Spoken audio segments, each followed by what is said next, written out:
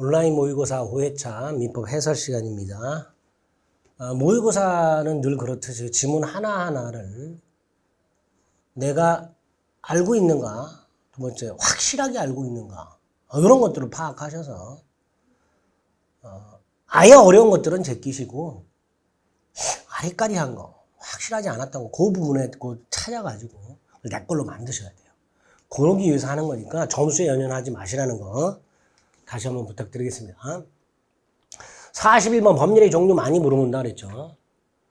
단독행위 계약 구별하는 거. 단독행위라면 상대방이 있는 단독행위, 없는 단독행위 구별하는 거. 두 번째로 채권행위, 처분행위 구별하는 거. 세 번째로 출연행위, 비출연행위 구별하는 거. 출연행위라면 유상행위, 무상행위 구별하는 거. 이런 것들이 기억나셔야 됩니다. 취소. 상대방이 있는 단독행위죠. 취소, 해제, 해지, 추인, 철회, 채무 면제, 공유지분의 포기, 취득시효 포기, 이런 것들이 다 상대방이 있는 단독행위죠. 없는 단독행위는 뭐가 있어요? 유언, 유증, 재단, 법인 설립행위, 동산 소유권 포기 이런 게 있죠. 법인을 설립하려면 정관을 작성해야 되고요. 등기소 가서 등기를 해야 돼요. 반드시 일정한 방식이 필요합니다.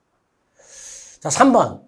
동산 소유권을 포기했을 때 포기한 사람의 재산은 감소하지만 누군가의 재산은 증가하지 않죠. 비출연행위죠. 비출연행위. 자, 비출연행위. 제한능력자의 법률에 대한 법정 대리인의 동의, 동산 소유권 포기, 대리권 수여 이런 것들이 다 비출연행위가 됩니다. 자, 사용대차는 무상으로 물건을 빌려주는 거죠. 무상으로. 저당권 설정 계약은 돈 빌리면서 하는 거죠. 돈을 빌리는 소비대차 계약에 부수하여 체결이 되는 거죠. 그러니까 무슨 행위예요? 종된 행위죠. 이런 식으로 구별하시되 특히 다시 한번 단독행위 계약, 상대방이 있는 단독행위, 없는 단독행위, 채권행위, 처분행위, 출연, 비출연 이런 것들을 구별하실 수 있으면 되고요. 비출연행위 다시 한번 동의, 동산 소유권 포기, 대리권 수여 이런 것들이 비출연행위다. 42번 반사의 질서에 관한 설명을 오는 것. 법률행위 성립 과정에 강박이라는 불법적 방법이 상정인 경우 이거 강박을 이유로 취소할 수 있을지언정 반사의 질서행위는 아니죠. 강제집행의 면할 목적의 허위의 근저당권 설정 등기를 경유하는 행위, 양도소득세를 회피할 목적의 명신탁하는 행위 이런 것들은 다 반사의 질서행위가 아니었죠. 꼭 기억하셔야 될 내용입니다. 동기부여법은 원칙적으로 반사의 질서행위가 아니지만 상대방에게 표시가 되거나 알려진 경우 이때는 반사의 질서행위가 된다 그랬죠. 반사의 질서행위는 무효고 절대적 무효죠. 따라서 선의의 제3자에게도 대항할 수가 있다죠. 이게 절대적 무효죠. 그래서 옳은 건 이 두 가지죠. 니은, 디귿.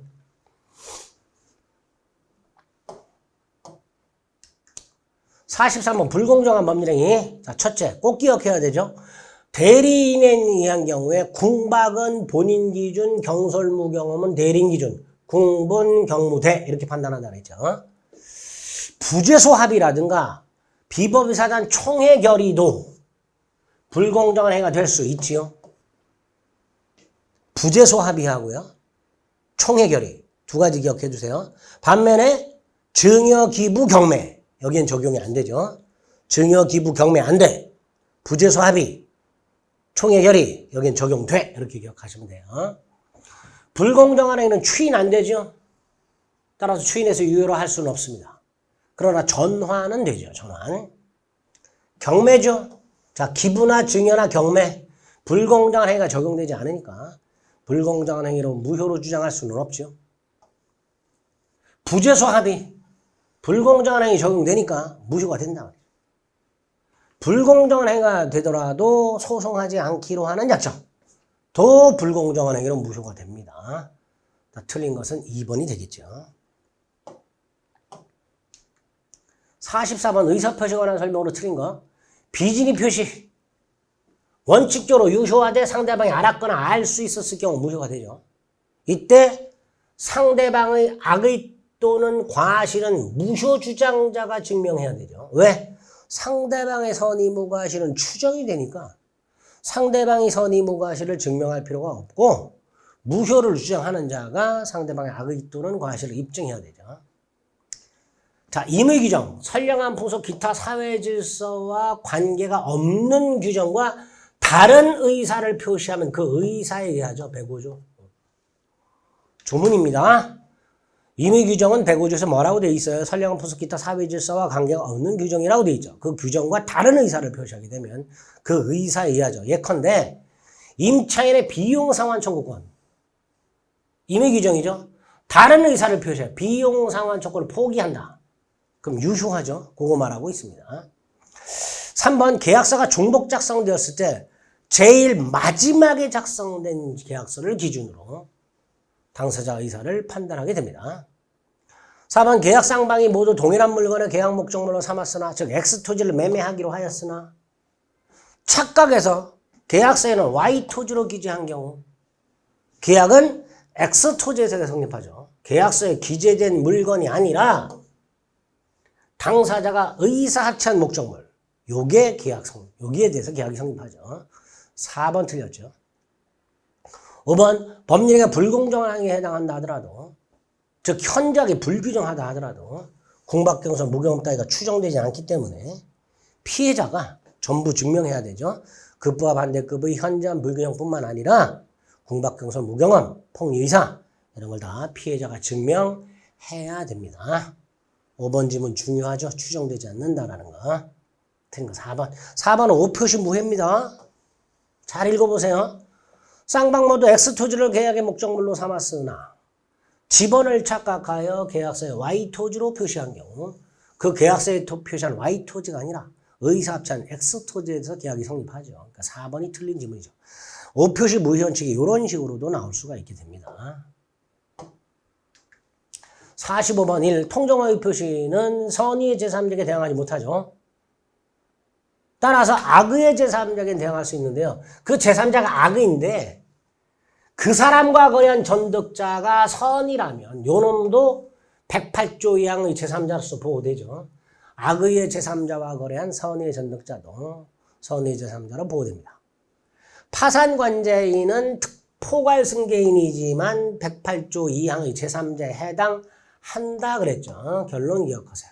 또 하나 기억해야 되죠. 파산관제인의 선악은 파산관제인 자신의 선악을 가지고 판단하는 게 아니라 총파산채권자의 선악을 가지고 판단하기 때문에 파산채권자 전원이 악의여야 파산관제인도 악의가 되고요. 파산채권자 전원이 악의가 아닌 한 한 사람이라도 선이라면 파산관제인도 선의가 되죠. 3번 건물과 부지를 현상대로 매수했는데 지분이 부족합니다. 이거 중요분의 착오 아니죠. 시가착오, 면적착오, 지분 부족, 소유자 착오, 가압류 등기 원인 무효 이런 것들은 중요분에 관한 착오가 아니다 그랬습니다. 법률의 착오 뭐죠? 양도소득세를 잘못 계산한 거죠. 세법을 착각하여 양도소득세를 잘못 계산한 게 법률의 착오고요. 역시 착오가 적용되지요. 5번 범죄의 내용에 표시되지 아니한 동기에 관한 착오죠. 동기에 관한 착오인데 상대방의 기망행위로 발생했어요. 이게 뭐예요? 유발된 동기의 착오죠. 따라서 사기를 이유로 뭐 할 수 있다? 취소할 수 있다죠. 착오를 이유로도 취소할 수 있고 유발된 동기의 착오니까 중요분의 착오라면 착오를 이유로 취소할 수도 있고요. 기망이 있었으니 당연히 사기를 이유로 취소할 수도 있지요. 유발된 동기의 착오. 기망에 의해서 유발된 동기의 착오. 기망, 즉 사기를 이유로 취소할 수 있으며 중요분에 해당되면 착오를 이유로도 취소할 수 있다. 이렇게 기억을 해두시면 되겠습니다. 옳은 거 1번. 46번 1. 대리인이 권한에서 본인을 위한 것임을 표시한 경우 114조 1항 유효한 대리행위가 되죠. 만약에 표시하지 않으면 대리인 자신의 행위로 보되 단서에 뭐라고 되어 있어요? 상대방이 알았거나 알 수 있었다면 본인에게 효력이 있다가 되죠. 즉 대리행위가 되지요. 2번 틀렸죠. 조문 기억하고 있습니까? 를 물어보고 있습니다. 채권 양도 통지도 위임을 통해서 대리행위 할 수 있죠. 그런데 채권 양도 통지 권한을 위험하지 않았어요. 갑이 을에게 병에 대한 채권을 양도했어요. 자, 채권을 양도하면 양도인이 통지해야 돼요. 근데 양도인이 양수인한테 위임할 수 있어요. 그래서 양수인이 양도인의 대리인으로서 통지할 수 있어요. 문제는 갑이 을에게 위임을 안 했어요. 즉 을은 통지 대리권이 없어요. 근데 통지를 했어요. 위임을 안 했는데 대리권을 안 줬는데 양수인이 통지를 했어요. 이게 뭐예요? 무권 대리죠. 무권 대리는 원칙적으로 본인에게 효력이 없지요. 본인이 추인하지 않는 한 본인에게는 효력이 미치지 않습니다. 수동 대리는 누가 표시해야 돼요? 상대방이 표시해야 되죠. 상대방이 대리인한테 본인을 위한 것임을 표시해야만 됩니다. 이걸 현명의 주체라고 하죠. 자, 5번 대리인이 위임 입장을 제시했어. 이게 뭐예요? 현명이죠. 따라서 대리 행위가 되지요. 즉 타인 물건을 매매한 게 아니라 대리 행위로서 계약을 한 걸로 봐야 되겠죠. 현명이니까. 틀린 것은 2번이 될 겁니다. 47번 무권대리라고 되어 있습니다. 본인에게 유동적 무효고요. 본인은 추인권과 추인 거절권이 있고 상대방은 최고권과 철회권이 있죠. 기억. 무권대리 상대방이 계약 당시 무권대리면 알았어요. 악의죠. 악의라면 철회할 수가 없죠. 철회는 선의만 할 수 있죠. 반면에 최고는 선악불문하고 할 수 있죠. 니은 본인이 추인을 했어요. 그러면 소급해서 유효한 대리가 되죠. 그러나 유권 대리가 되는 건 아니죠. 유권 대리가 되는 건 아니고요. 소급해서 유효한 대리행위가 될 뿐입니다. 디귿. 대리권 없이 매도한 자가 상속을 받았어요. 그럼 이 사람은 추인 거절할 수 없다고 그랬죠. 따라서 무권대리 행위로 넘겨준 등기, 말소를 구하는 것은 허용되지 않죠. 추인 거절 못합니다. 추인 거절 못한다. 리얼. 무권대리에게 상대방이 알았어요. 알았다 하더라도 뭐는 할 수 있어요? 최고할 수 있지요. 따라서 리얼 하나 틀린 지문이 됩니다. 기억 리얼 꼭 구별해 주세요. 철회는 선의만 할 수 있고요. 최고는 선악불문하고 할 수 있습니다. 니은도 꼭 기억해야 되죠. 무권대리를 추인하게 되면 처음부터 유효가 되죠. 다만 유권대리가 된다 그러면 틀린 지문입니다. 유권대리가 되는 건 아니고요. 디귿도 중요하죠. 무권대리인이 본인을 단독 상속했을 때 추인 거절 못합니다. 즉 말소 등기를 청구하는 것은 허용되지 않습니다. 48번 무권대리와 표현대리라고 되어 있습니다. 유권대리에 관한 주장 속에는 무권대리 일종의 표현대리에 관한 주장이 포함되어 있다, 안 돼 있다? 안 돼 있다. 2번 표현대리가 성립하게 되면 본인은 전적인 책임을 져야 하고 본인 책임을 경감할 수는 없다. 3번 대리행위가 강행규정 위반 무효면 절대적 무효죠. 표현대리가 적용될 여지가 없죠. 자, 표현대리에서 이 세 가지는 반드시 기억해야 될 지문입니다. 4번 대리권 자체가 처음부터 존재하지 않아요. 따라 권한 넘은 표현대리나 권한 소멸의 표현대리나 성립할 수가 없죠. 권한이 있고 넘고 그게 이거죠. 권한 넘고. 권한이 있다가 소멸 그게 이거죠. 그러니까 처음부터 권한이 없다면 권한 넘은 표현대리나 권한 소멸의 표현대리는 성립할 수가 없고 대리권 수요 표시한 표현대리만 성립할 수가 있게 됩니다. 5번 제한능력자인 무권대리는 135조 책임이 있다. 없죠. 135조 무권대리인의 책임이 성립하려면 요건 중에서 꼭 기억할 게 두 가지죠. 상대방 선의 무과실하고요. 무권대리는 행위 능력자여야 되죠. 두 가지는 꼭 기억하셔야 돼요. 135조 무권대리인의 책임이 성립하려면 요건이 필요한데 꼭 기억해야 될 요건 두 가지. 상대방은 선의 무과실일 것과 무권대리는 행위 능력자일 것. 따라서 제한능력자인 무권대리는 책임이 없습니다. 책임이 없다. 틀린 거 5번. 49번 무효와 취소. 토지거래 허가구역내의 토지에 관한 매매계약이 확정적 무효가 됐다.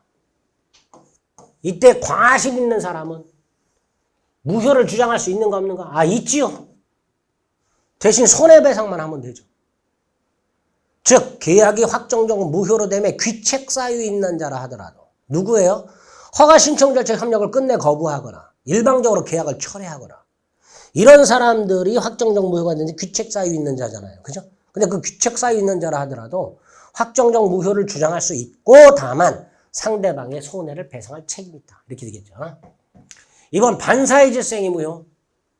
추인 전환 인정되지 않죠.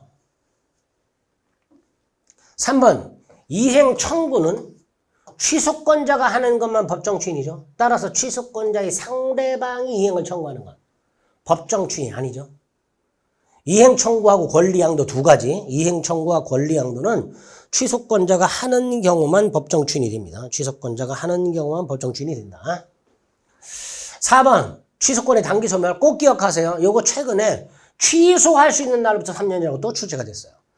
취소할 수 있는 날부터 3년이 아니라 추인할 수 있는 날부터 3년입니다.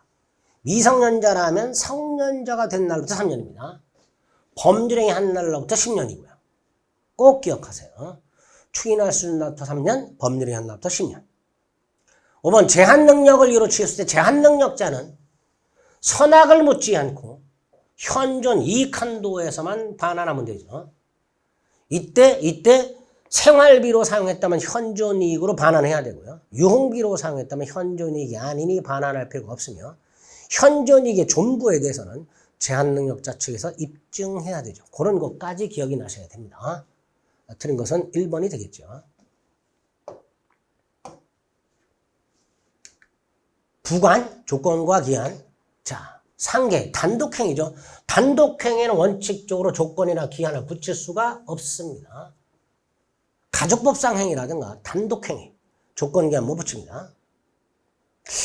현상 광고에서 정한 행위의 완료라고 되어 있습니다. 현상 광고가 뭐죠? 제가 예를 든 게 있죠. 중국집 사장님이 쿠폰을 50장을 가져오면 탕수육을 한 접시 준다. 이런 게 현상 광고죠. 근데 여기에다가 기한을 붙일 수 있는가? 붙일 수 있겠죠. 말일까지 이런 식으로. 조건 기한 붙일 수 있게 됩니다. 현상 광고는 가족법상 행위도 단독 행위도 아니기 때문에 조건 기한 붙일 수 있다. 이렇게 되겠죠.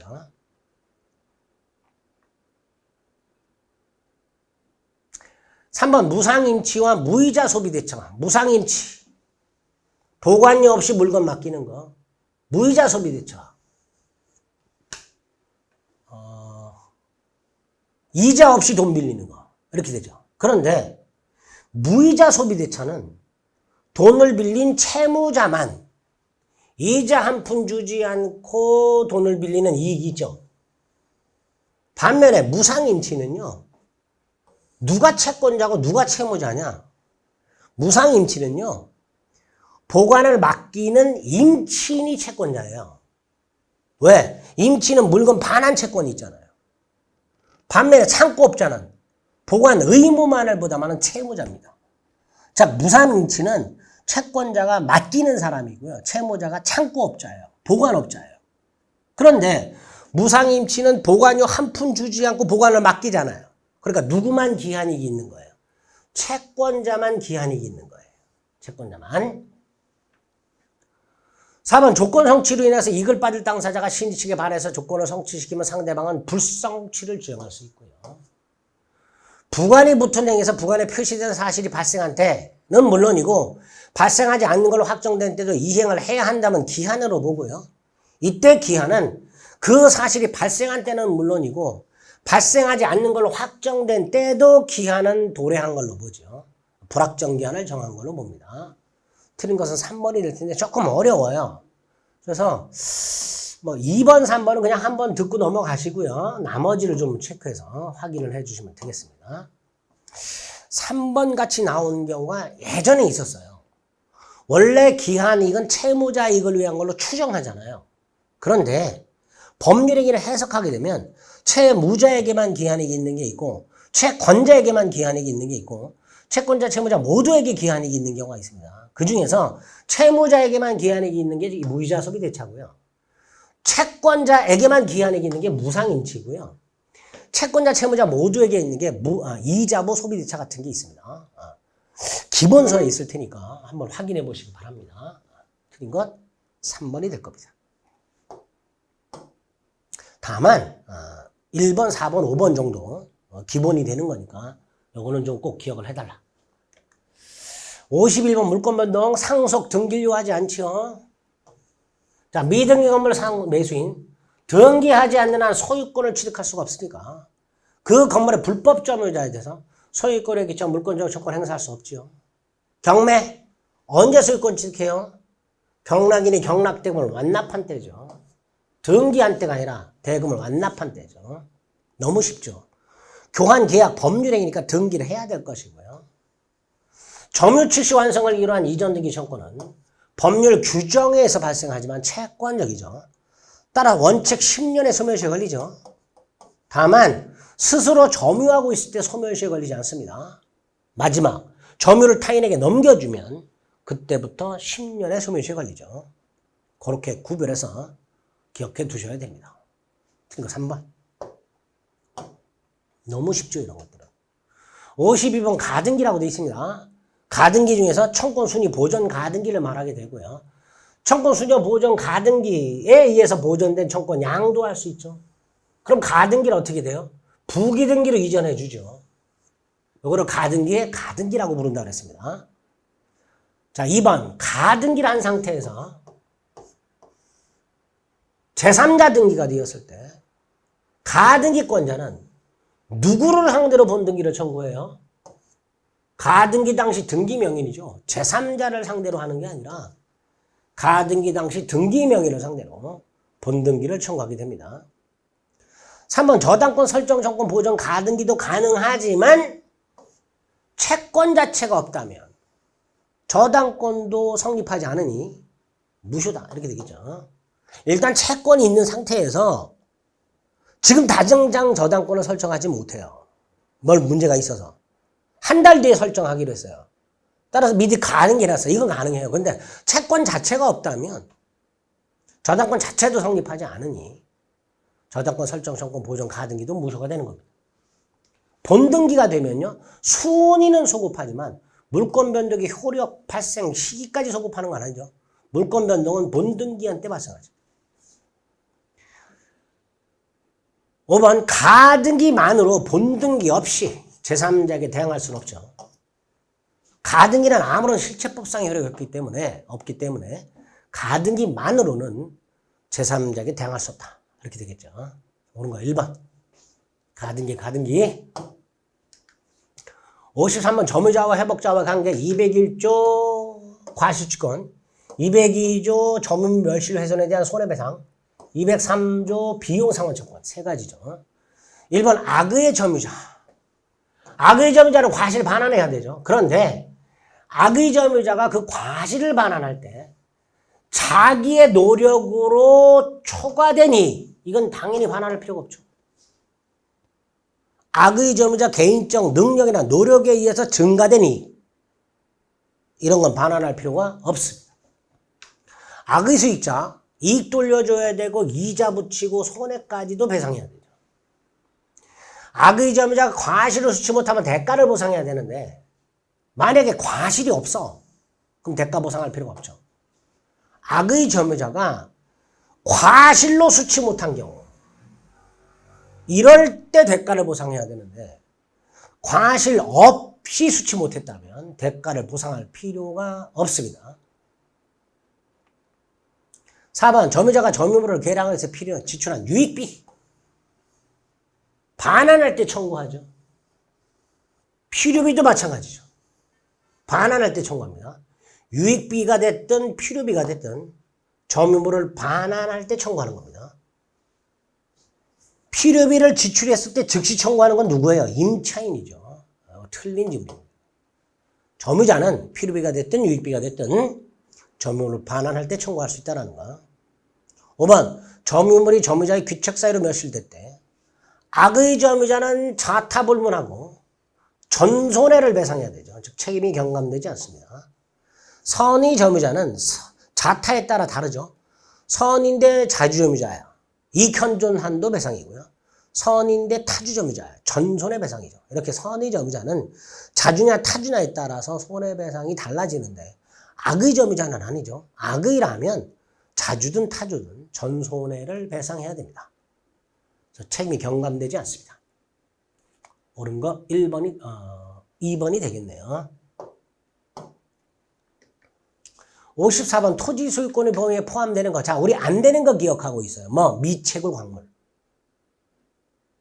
지하수 되지요? 이게 답이네요. 지하수는 토지 소유권의 효력이 미치죠. 온천수를 포함하는 지하수. 지상권자가 정당하게 쓰는 나무는 지상권자 소유죠. 미등기 건물은 토지 소유권에 목적하는 게 아니라 건물 신축한 자가 소유권 취득하죠. 바다는 소유권의 객체가 될 수가 없고요. 명인방목 갖춘 미불과시도 별도의 부동산으로서 별도의 소유권 인정이 되죠. 간단하죠. 자, 토지 소유권의 효력이 미치는 거, 토지의 상하, 그 다음에 그 상하의 범위 내에 있는 온천수를 포함하는 지하수. 그러나 미채고 광물 안 미치죠. 2번은 토지에 부합하지 않고 지상권자 소유. 3번은 건물 신축한 자의 건물 소유. 바다는 아예 소유권의 객체가 아니고. 명인방목 같은 미불과 있어서 별도의 권리가 인정이 되죠. 답은 1번이 되겠죠. 55번 부동산 취득시효, 점유취득시효와 등기부취득시효가 있는데요. 점유취득시효는 요건이 뭐죠? 20년간 소유의사로 평온하고 공연점유죠. 반면에 등기부취득시효는 소유자로 등기가 되어 있는 상태에서 10년간 소유의사로 평온하고 공연하게 선이며 과실 없이죠. 따라서 무과실은 등기부취득시효 요건이지만 점유취득시효 요건은 아니죠. 이름을 알 수 없는 자의 소유물도 시효취득 대상이 된다는 게 판례죠. 점유취득시효 완성된 후에 취득시효 완성의 이익이라고 되어 있는데 이거 뭐죠? 이전득이 청권이죠. 시효 완성 전에는 이전득이 청권이 없잖아요. 그럼 포기 못하죠. 그러나 시효가 완성된 후에는 포기할 수 있죠. 여기서 시효 완성의 이익, 시효 완성 효과, 이게 이전득이 청권을 말합니다. 행정재산 안 되죠. 일반재산, 잡종재산만 되고요. 구주재산 중에 행정재산 안 되죠. 5번 취득시효는 기간 동안 명의자가 동일하고 취득자 변동이 없어요. 그러면 기산을 선택할 수 있죠. 그런데 기간 동안 변동이 동일하고 변동이 없는 경우만 선택할 수 있고 그게 아니라면 선택할 수가 없습니다. 그죠? 동일하고 변동이 없는 경우가 아니라면 선택할 수 없다죠. 다시 한번 기간 동안 등기명의자가 동일하고 취득자의 변동이 없는 경우는 선택할 수 있고요. 그게 아니라면 선택할 수 없다. 이렇게 되죠. 5번이 틀린 지문이 되겠죠.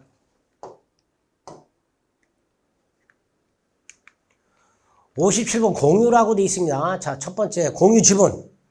당사자 약정이나 법률 규정에 의하되 불분명하면 균등 추정이죠. 공유는 특징이 두 가지가 있죠. 지분 처분의 자유와 공유물 분할의 자유가 있죠. 따라서 다른 공유자 동의 없이도 얼마든지 지분을 처분할 수 있지요. 3번 267조 공유자 중 1인이 지분을 포기하거나 상속인 없이 사망하게 되면 그 공유지분은 어떻게 돼요? 다른 공유자에게 그 공유자의 지분 비율로 귀속이 됩니다. 균등한 비율이 아니라. 4번 공유물의 임대차 계약의 해지, 인천의 갱신 요구 거절 다 뭐예요? 공유물 관리죠. 공유물 관리는 어떻게 결정해요? 공유자의 과반수가 아니라 공유자의 지분의 과반수로 결정하죠. 그래서 과반수 지분권자는 단독으로 관리사항을 결정할 수 있죠. 5번 공유물을 처분하거나 변경할 때는 전원 동의가 필요하죠. 따라서 공유자는 다른 공유자의 동의 없이는 공유물을 처분 변경하지 못하고요. 여기서 특히 공유물 변경에 해당되는 게 뭐가 있죠? 공유 대지 위의 건물 신축. 이게 공유물 변경이죠.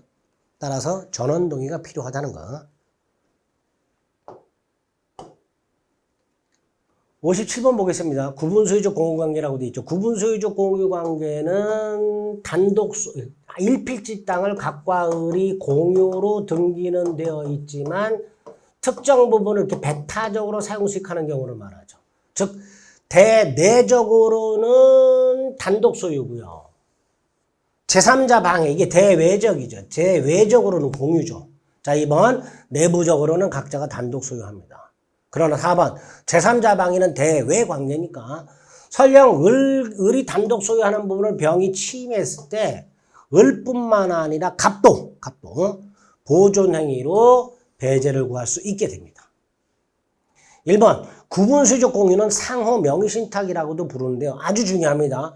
구분수적 공유관계를 해소하는 경우 분할로 해소하는 게 아니라 상호 명의신탁 약정 해지로 해소하게 됩니다. 3번하고 5번이 문제인데요. 5번 원칙적으로요. 구분수적 공유관계 뭐예요? 위치와 면적을 특정해서 여러 사람이 단독 소유하기로 한 경우 이럴 때 성립하겠죠. 원칙이 그렇습니다. 물론 예외적으로 갑이 땅을 일부 양도하면서 등기를 전부 넘겨주는 경우 뭐 이럴 때도 성립할 수가 있어요. 근데 어찌됐건 당사자 약정을 통해서 성립하는 경우가 보통입니다. 자, 문제가 3번인데요. 갑의 지분을 정이 샀어요. 그럼 얘는 당연히 구분수적 공유관계를 승계하는가? 이게 문제입니다. 특히 경매의 경우에 갑의 공유 지분이 경매가 돼요.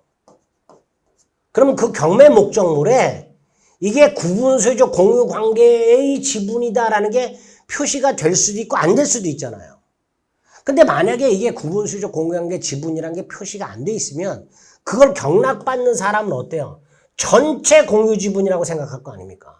따라서 구분수적 공유 지분을 매수한 자 중에서 경매를 통해서 취득한 자는 당연히 구분수적 공유관계를 승계하는 게 아니고 이게 구분수적 공유관계 지분이라는 것이 경매 목적물에 평가가 안 돼 있다면 일반적 공유 지분을 승계한 걸로 보게 됩니다. 그리고 구분수적 공유관계는 해소가 된다라는 게 판례니까 3번을 틀린 걸로 체크하시면 되겠습니다.